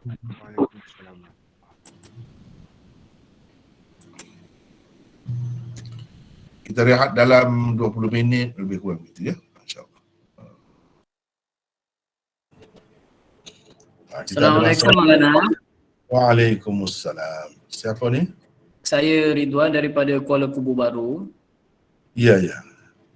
Nak tanya yang Jami' Tirmizi pagi tadi Maulana. Ya, ya. Kenapa untuk terjemahan kentut tu Maulana tulis berkentut bukan terkentut? Yang tu je. Kalau dia berkentut, kalau terkentut, mana tidak sengaja kan, kalau bahasa Melayu kan, Ya. mana tidak sengaja kan. Kalau sengaja macam mana? Ini tak kira lah sengaja ke atau tidak sengaja ke, memang begitulah hukumnya. Sengaja atau tidak. Ya. Sambung sikit daripada tadi. Dalam tajuk dekat kerana kentut tak kira lah sengaja atau tidak sengaja. Al-wudu' minar rih, kerana kentut, kerana angin. Maksudnya kerana keluar angin lah. Keluar angin tu dari mana? Dari dubur. Panjang ceritanya kan. Dia ada mahzufat itu, muqaddarat itu banyak bahasa Arab. Ya silakan, siapa tadi? Sambung sikit macam mana boleh dapat perkataan bau tu? Sebab dalam hadis tu sautin au rih tu kan angin. Bunyi dan angin. Rih tu pula dengan makna bau boleh juga. Raihah. Rih dengan makna raihah. Sebab ada dalam riwayat yang lain raihah. Maknanya bau. Sebab bukan semata-mata angin, bau tu yang kita berbau tu dia ambil kira. Tapi kalau angin saja kita tidak dapat mengesan baunya, itu susah nak kira. Ini sebagai panduan lah. Bila sebagai panduan tu nak bau lah. Gitu. Tetapi kita ada bincang lagi, panjang lagi di bawah, sebab hadis tu tak habis lagi kan. Di bawah bab itu ada semua 3 hadis, 2 hadis lagi ada. Saya ada bincangkan di bawah lagi, iaitu kalau orang yang mati hidung dia tak bau hidung dia, busuk macam mana boleh tak bau? Begitu juga kalau orang yang tuli, teruk sangat tuli, dia tak dengar. Kalau bunyi pun, orang lain bunyi kuat pun dia tak dengar. Jadi itu semua tu kinayah. Nabi SAW menggunakan bahasa kinayah untuk yakin. Seseorang itu yakin dia telah berkentut, begitu. Walaupun tak ada bau, walaupun tak ada bunyi pun, kalau dia yakin, itu maksudnya. Itu kinayah. Dipanggil kinayah. Kita nak pakai makna sebenar pun boleh, dan makna di sebalik itu pun boleh. Makna sebaliknya iaitu yakin. Kalau orang was-was, kalau orang apakah, bila bunyi itu kan takkan tak yakin. Bila bau tu takkan tak yakin dia. Kira-kiranya yakin lah. Ya, lagi teruskan. Adalah apa lagi? Aib. Ya. Assalamualaikum Maulana. Waalaikumsalam. Siapa ni? Saya Arsyad daripada Kerteh, Terengganu. Ya, silakan. Ya. Saya cuma bagi cadangan je lah, tapi saya pun tak tahu sangat pasal kitab ni, Maulana. Ya. Sebab saya pernah cebur dalam dokumen. Jadi macam mana kalau kitab macam Sahih Bukhari ni, Maulana buat satu indeks. Contohnya katakan kitab tu ada sampai 5 jilid. Ya. Jadi indeks tu macam indeks untuk perawi ataupun indeks menunjukkan bahagian bab tajuk tu pada satu indeks tu saja.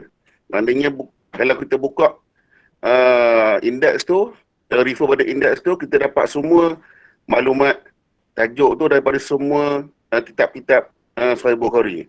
Mana boleh buat dua lah, untuk Sahih Bukhari ataupun Tirmizi. Macam mana tu Maulana? Saya pun tak berapa tahu sangat pasal kitab tu, cuma cadangan je lah. Macam tu je. Assalamualaikum. Waalaikumsalam. Ya, cadangan itu bagus. Encik Arsyad ni, saya dah tengok ke di Sahih Bukhari yang sudah cetak, yang sudah tersebar sekarang ni? Saya dah beli satu set yang dulu punya Sahih Bukhari. Ada, tak silap saya, ada 3 jilid rasa. Bahagian 1, 2 dan 3. Oh, itu lain. Jadi ini yang baru ni ada indeks. Yang dulu tak ada indeks. Jadi dia ada satu buku indeks khusus. Ya, dalam tu juga ada indeks di hujung dia. Untuk mewakili semua kitab tu. Jilid 1. Untuk jilid 1. Jilid 1. Okey. Saya check dulu insya-Allah. Jadi yang lain kalau kita boleh guna kitab Arab, memang banyak lah indeks yang macam tu. Indeks ayat Quran yang ada dalam kitab tu, indeks hadisnya, indeks asarnya, indeks perawi-perawinya, indeks tempat dan negeri yang tersebut dan memang ada. Itu. Ya. Okey. Cuma dalam bahasa Melayu mungkin tak berapa menyeluruh lagi lah penggunaan begitu. Okey, kita saja lah Maulana. Lengkap nanti saya akan buat begitu insya-Allah. Satu cadangan yang baik. Okey, terima kasih. Assalamualaikum. Waalaikumsalam. Ada lagi yang lain? Silakan.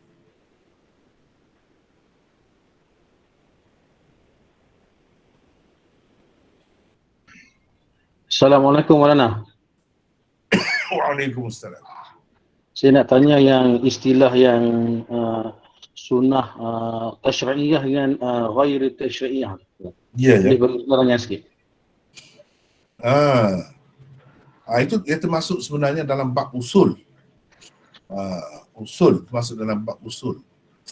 Setengah-setengah ulama, terutamanya ulama-ulama Al-Azhar, mereka pakai kaedah ini. Dan saya pun setuju sangat. Pembahagian itu, sebab kenyataannya begitu. Sunnah tasyri'iyah, ghairu tasyri'iyah, memang praktikal. Sunnah tasyri'iyah maksudnya, sunnah itu sendiri maksudnya sesuatu yang dilakukan oleh Nabi SAW, disabdakan oleh baginda, dia akui oleh baginda, dan jelas sahih, baru dikatakan sunnah. Hadis itu bawah lagi. Hadis itu belum pasti sunnah. hadis boleh, hadis maudhu' boleh, sunnah tak ada maudhu'. Kalau sunnah mesti yang sahih. Dan maklum umum diguna pakai. Misalnya puasa 6, puasa Isnin Khamis, itu kalau puasa sajalah. Yang lain-lain pun sama. Memang diamalkan oleh sahabat sekian ramai. Itu baru sunnah. Kemudian sunnah ni ada tasyri'i, ada ghairu tasyri'i. Sunnah tasyri'i yang ada kaitan dengan hukum syariat itu. Mungkin ia wajib, mungkin ia sunat, boleh pahala kalau kita buat, tak berdosa kalau kita tinggal, mungkin ia hanya harus sahaja, mungkin ia makruh, dan mungkin haram. Itu sunnah tasyri'iyah, dia terikat dari sudut itu. Ghairu tasyri'iyah yang Nabi SAW buat juga, tetapi tak mestinya kita boleh buat. Nabi buat, memang Nabi buat. Boleh jadi ia sudah mansuh. Sunnah itu sudah mansuh. Menghadap kepada Baitul Maqdis memang sunnah. Lama juga, setahun lebih menghadap kepada Baitul Maqdis. Tetapi kita tak boleh buat itu. Itu berkait dengan asalnya tasyri'iyah. Kemudian kita tak boleh buat juga. Kalau ghairu tasyri'iyah ini ialah tak ada berkait dengan itu, dengan agama, dengan ibadat apa semua tak ada berkait.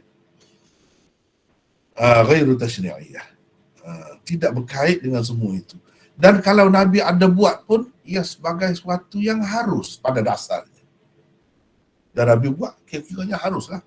Kalau kita nak buat pun harus juga.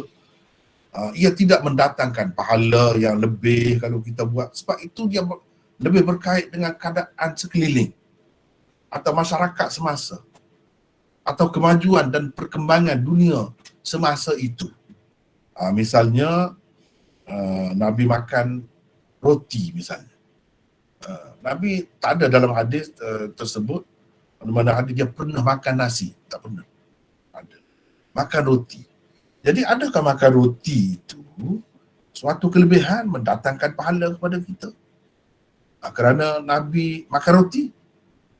Jawabnya tidak. Sebab makan roti itu termasuk dalam adi atau jibilli, termasuk dalam itu. Terikat dengan zaman, dengan tempat. Dan kita nak tahu tasyri'i atau bukan tasyri'i ini kita kena tengok itu. Orang kafir ada buat ke tidak? Orang kafir semasa Nabi itu makan apa? Makan roti juga. Jadi ini menunjukkan roti itu bukan termasuk dalam sunnah tasyri'iyah. Kita nak kata wajib ke? Tak boleh. Kita nak kata sunnah dengan arti boleh pahala ke? Lebih ke? Makan roti itu susahlah kalau macam tu. Kita orang Melayu makan roti tak kenyang. Kena makan nasi baru kenyang. Susahlah kalau macam tu. Tetapi kita kena paksa diri juga sebab nak dapat paling tidak pahala tu sunat. Sunat dengan makna dapat pahala kalau kita buat itu. Adakah begitu? Jawabnya tidak. Tidak. Cuma berkenaan dengan makan roti, kau makan apa, kau makan dengan tangan kanan. Itu sunnah tasyri'iyah. Sebab orang kafir tidak terikat dengan tangan kanan itu. Tangan kiri boleh makan, tak kira dia. Kemudian baca bismillah, nak makan itu.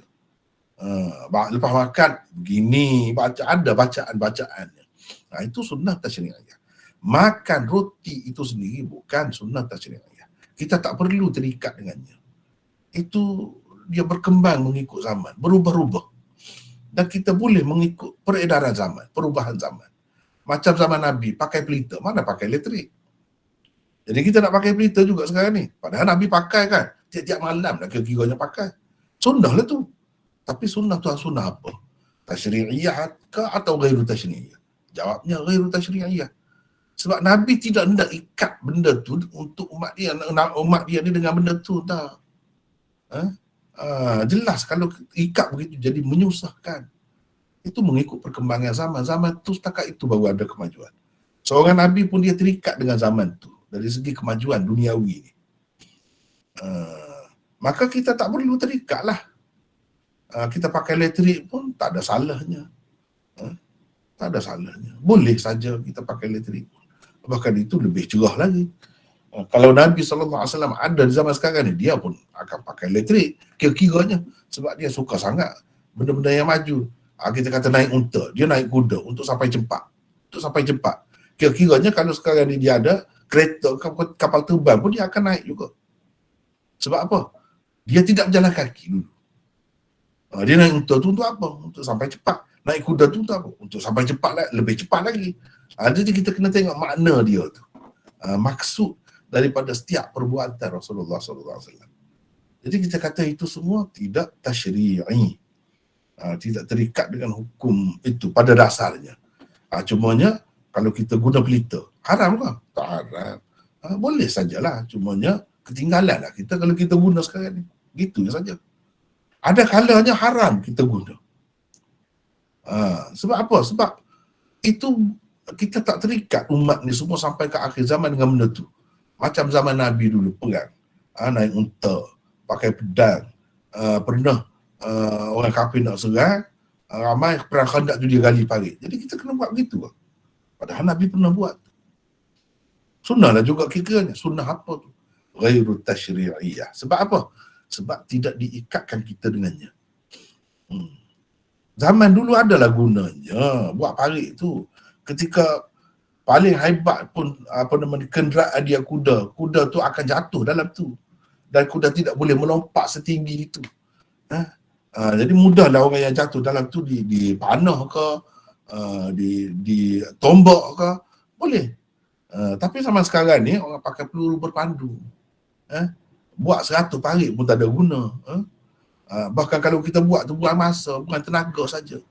Dan kita nak pakai pedang lagi dalam keadaan orang dah pakai apa-apa senjata ni. Tak kena lah tu. Itu sifat sunnah ghairu tasyri'iyah. Ia bersifat semasa, bukan untuk semua masa. Dan tidak berkait dengan ibadat. Ia berkait dengan dunia, keduniaan. Benda-benda macam itulah. Itulah secara ringkas lah. Ghairu tasyri'iyah tu macam tu.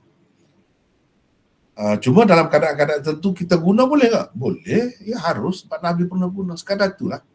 Tapi untuk kita guna sepenuhnya tak boleh. Bahkan jadi salah tu, tidak bijaksana dalam keadaan sekarang ni. Sebab orang mari dengan jet, mari dengan kapal terbang, mari dengan helikopter, tak ada guna parit tu. Tak ada guna parit. Jadi kita pun kena beredar mengikut zaman lah.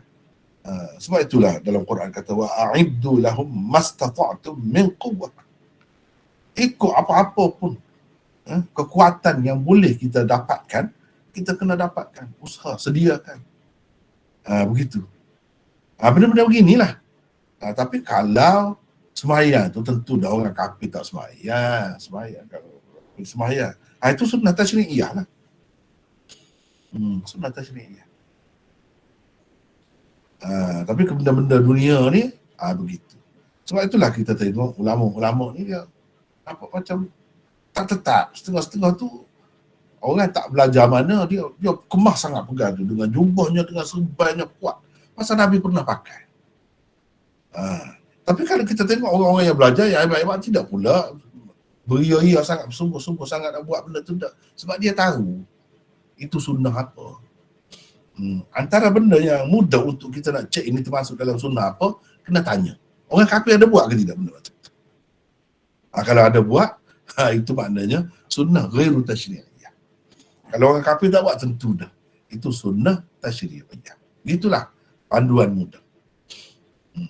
Jadi serban ni masalah dia mahkota orang Arab. Dia ada peribahasa dia. Serban itu mahkota orang Arab. Jadi orang Arab tu tak kira lah Islam ke tidak Islam ke, sama Nabi pun pakai serban juga. Cumanya orang keliru. Ada dalam hadis tu kan sebut farqu bainana wa bainal musyrikin al-amaim 'ala al-qalanis. Dalam Abu Daud. Orang keliru tu Nabi sebut itu. Beza antara kita dengan orang kafir serban di atas songkok, atas pia tu. Dia tidak faham. Yang tu dalam menghadapi kafir mana, musyrikin mana. Musyrikin yang tak pakai serban tu bukan Arab tu. Macam Parsi, macam apa tu. Tradisi dia tak pakai serban. Dalam menghadapi musuh yang macam tu. Kenalah, ini macam uniform lah, macam uniform. Askar pakai macam ni. Askar kita, ini pakaian dia. Kalau dengan Arab Mekah, Arab tu mereka boleh dikatakan umumnya pakai serban. Sebab itu ulama kata ini termasuk dalam sunnah ghairu tasyri'iyah. Tapi dah setelah lupa, dah orang lupa, tak tahu apa ni kafir ke tidak kafir kau pakai, cuma ingat Nabi tu pakai serban. Kita sayang kepada Nabi, kerana cinta kepada Nabi kita nak pakai. Itu adalah kerana cinta, bukan kerana serban tu sendiri. Kerana cinta tu kita dapatlah pahalanya, adalah kelebihannya. Tetapi kalau kita sedar hakikatnya benda ni macam mana, tak perlulah kita bersusah payah nak pakai tongkat ke. Zaman Nabi dulu pakai tongkat. Jadi kita nak pakai tongkat, sibuk nak naik kapal terbang tu, sibuk pula orang tak bagi kita naik pakai tongkat. Padahal kita boleh berjalan biasa pun. Kita tak tengok zaman itu. Zaman Nabi dulu ada ular, ada macam-macam binatang buas di tengah jalan itu. Sebab itu sunnah pakai tongkat. Itu saja. Dalam keadaan sekarang ni tak diperlukan. Tidak perlukan, tak adalah. Tak perlu. Begitu. Benda tu benda dunia. Benda dunia. Boleh jelas? Jelas ke tidak? Alhamdulillah. Alhamdulillah. Jelas. Ya, ada lagi yang lain? Assalamualaikum Maulana. Waalaikumsalam.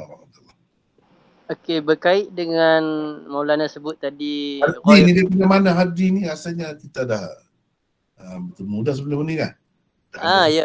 Saya ada tanya soalan hari tu pasal fadilat amal. Saya daripada Selayang tapi orang Kelantan. Ya. Jadi, Ada apa? jadi saya nak tanya berkaitan dengan ghairu tasyri'iyah tadi. Tasyri'iyah. Tasyri'iyah. Tasyri'iyah. Tasyri'iyah. Okey, adakah kalau mengenai janggut ataupun rambut tu termasuk dengan ghairi tasyri'iyah? Sebab Tasyri'iyah.